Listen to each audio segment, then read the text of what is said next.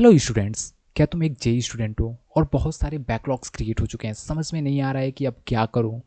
तो ये वीडियो सिर्फ और सिर्फ तुम्हारे लिए है। इस वीडियो में बताऊंगा कि तुम कैसे अपने जो भी बैकलॉग्स हैं उसको क्लियर कर सकते हो। तो स्टार्ट्स करते हैं। तो ऐसा होता है ना कि बहुत सारे आप मिस्टेक क्लियर कर देते हो अपने बैकलॉग्स को क्लियर करने के लिए। जो आपको नहीं करना है वो मैं बताने वाला हूँ। क्या कि देखो, आप करंट पॉज मत लो। आप ऐसा करते हो कि आप अपने कोचिंग क्लासेस को मिस कर देते हो या जो भी ऑनलाइन क्लासेस होती हैं उनको मिस करके आप अपना बैकलॉग्स क्लियर करने पे ध्यान देते हो। बट ऐसा करते हो तो आपका जो कोचिंग क्लासेस होता है ना वो कहीं आगे चला जाता है और आप पीछे रह जाते हो। यानी कि जितना आपने क्लियर किया फिर आप पीछे ही तो आ गए, क्योंकि कोचिंग क्लासेस फिर से आगे चली गई। सो आपको ऐसा बिल्कुल भी नहीं करना है। एंड देन मिस्टेक्स जो आपको नहीं करनी है, सेकेंड एंड थर्ड, तो वो 100% परफेक्शन मिथ। एक ऐसा होता है ना कि नहीं, मुझे कोई भी चैप्टर आपको अच्छा लगा तो आप उसको 100% करने के लिए चले गए।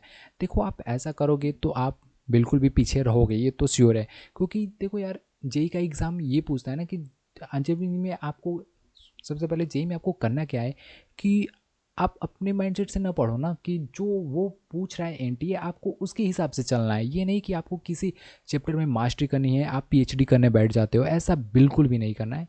केवल आपको टारगेट है जेई एग्ज़ाम में फोड़ कराना, तो आप उस लेवल के क्वेश्चंस को सॉल्व करो, उस पर मास्टरी मत करो। And ignoring the pre requisites, एक ऐसा मिस्टेक जो करते हैं बच्चे कि जो प्री रिक्विजिट्स होते हैं किसी चैप्टर्स के, वो मिस्टेक कर देते हैं। जैसे कि इलेक्ट्रोडायनेमिक्स के लिए आपको डायनेमिक्स आना चाहिए, इलेक्ट्रोमैकेनिक्स के लिए आपको मैकेनिक्स आना चाहिए। यानी कि जो भी जो किसी चैप्टर के लिए कुछ रिक्वायरमेंट्स होती हैं वो आपको बेसिक क्लियर करना पड़ेगा। जैसे न्यूटन लॉस ऑफ मोशंस में, लॉस ऑफ मोशन, या फिर मोशंस के लिए, मैकेनिक्स के लिए आपको वो चाहिए होते हैं वेक्टर लॉस, उसको सारी पता होना चाहिए। फोर्सेस को कैसे ऐड करना है, ये सारी चीज़ें पता होनी चाहिए। इसलिए जो प्री रिक्विजिट चैप्टर्स होते हैं ना उनको भी आपको अच्छे से करना चाहिए। और बच्चे नहीं करते हैं और उसके वजह से उनका जो करंट का चैप्टर्स रहता है वो समझ में नहीं आता और फिर बैकलॉग क्रिएट हो जाता है। तो आपको ऐसा नहीं करना है। एंड देन ऐसा आपको डरना नहीं है, क्योंकि बहुत सारे जो बच्चे होते हैं ना, ऑलमोस्ट 90%, एक बहुत ही बड़ा पोर्शन जो है जेई स्टूडेंट्स का, वो बैकलॉग से सफ़र करता ही करता है। वो चाहे टॉप आई जो टॉप रैंकर्स होते हैं ना, टॉप 100 रैंकर्स, उनका भी कभी ना कभी उनकी प्रिपरेशन जर्नी में बैकलॉग्स क्रिएट हुआ रहता है। तो आपको डरना नहीं है। मैं जो स्टेप्स बताने वाला हूँ उनसे आप अपने बैकलॉग्स को क्लियर भी कर लोगे, प्लस अपने क्लासेस के साथ पैरेलल में आ जाओगे। तो जो रिकवरी स्ट्रेटेजी होने वाली है वो क्या होने वाली है, उसको हम लोग स्टेप बाय स्टेप देखते हैं। देखो, सबसे पहले कैटेगराइज करो, जो भी आपका बैकलॉग है उसको कैटेगराइज करो एंड ऑडिट करो।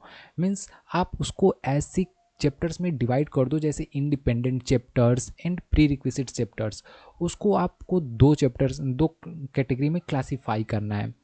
इंडिपेंडेंट चैप्टर्स को आप कभी भी कर सकते हो, और प्री रिक्विजिट चैप्टर्स को कोई चैप्टर मान लो। जो प्री रिक्विजिट चैप्टर का मतलब ये होता है ना कि मतलब वो चैप्टर रिक्वायर है किसी दूसरे चैप्टर्स में, तो उन चैप्टर्स को आपको करना है। जब आपका जो मान लो कोचिंग क्लासेस में कोई चैप्टर स्टार्ट होने वाला है और उसके लिए कोई प्री रिक्विजिट है, तो उसको चैप्टर को आपको कर लेना है पहले ही। इन मास इंडिपेंडेंट चैप्टर्स को भी आप पैरेलली करते चलो। And log the current frame, आपको कैसे क्लियर करना है? देखो, आपको आपके डेली शेड्यूल का जो भी आपका टाइम टेबल है उसमें से 75% एलोकेट कर दो अपने जो करंट क्लासेस हो रही हैं उन सब के लिए। एंड रेस्ट कुछ टाइम आप अपने बैकलॉग्स को क्लियर करने के लिए टाइम दो। इससे आप कर पाओगे। ऐसा बिल्कुल नहीं करना है कि आप अपने करंट क्लासेस को स्किप कर रहे हो, ऐसा नहीं करना। आप अपने शेड्यूल को डिवाइड कर दो 75:3/4:1/4 के रेशियो में। एंड आपको three 3/4 portion of your time आपको अपने करंट सिलेबस के लिए देना है। And 1/4 of your time table is for your backlogs. And now daily execution, जो मैंने बताया कि बैकलॉग्स और जो है वो उसमें से वन आप यदि मान के चलो 8 घंटे पढ़ते हो तो 2 घंटे आप अपने बैकलॉग्स क्लियर करने के लिए दो। एंड देन बाकी आपका जो टाइम है वो अपना सिलेबस, करंट सिलेबस जो है उसको आप पैरेलली लेकर चलो, नहीं तो आप फिर से पीछे रह जाओगे, आपका बैकलॉग फिर से क्रिएट हो जाएगा। And then fast track protocol क्या है? देखो, आप ऐसा करो ना कि मतलब कुछ कुछ चैप्टर्स ऐसे होते हैं कि जिनको आप इजीली एक वन शॉट में रिवाइज कर सकते हो। उसके लिए आपको 30-35 लेक्चर्स देखने की ज़रूरत नहीं होती है। तो उन जगहों पे आप अपना स्मार्ट तरीका यूज़ करो। आप शॉर्ट वीडियोस, वन शॉट बहुत सारे यूट्यूब पे पड़े हैं जिनका यूज़ करके आप उस चैप्टर को क्लियर कर सकते हो। सो डोंट डू दिस कि आप 30-30 लेक्चर, 40-40 लेक्चर किए जा रहे हो किसी एक चैप्टर्स के पीछे। ऐसा बिल्कुल नहीं करना है। And then fast track protocols में ये भी ऑप्शन है कि आप ऐसे चैप्टर्स को करो ना जिनका वेटेज काफ़ी हाई रहता है, जिससे आप एक काफ़ी अच्छा नंबर स्कोर कर सकते हो अपने जेई में, काफ़ी कम चैप्टर्स पढ़ के। And then start your prepare today. देखो, कुछ भी सोचने से नहीं होता है, कुछ भी चीज़ें करने से ही होती हैं। तो आपको ये स्टेप अभी लेनी पड़ेगी, क्योंकि बाद में आजकल करते करते करने से ही आपका ये बैकलॉग क्रिएट हुआ है।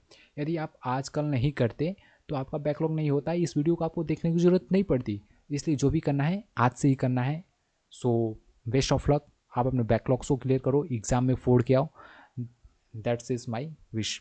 एंड इन दिस वीडियो, यदि आपको वीडियो हेल्पफुल लगा हो तो वीडियो को लाइक करना, चैनल को सब्सक्राइब करना, और सो दैट कि और भी सारे जो वीडियो हों उसका अपडेट्स आपको मिलता रहे।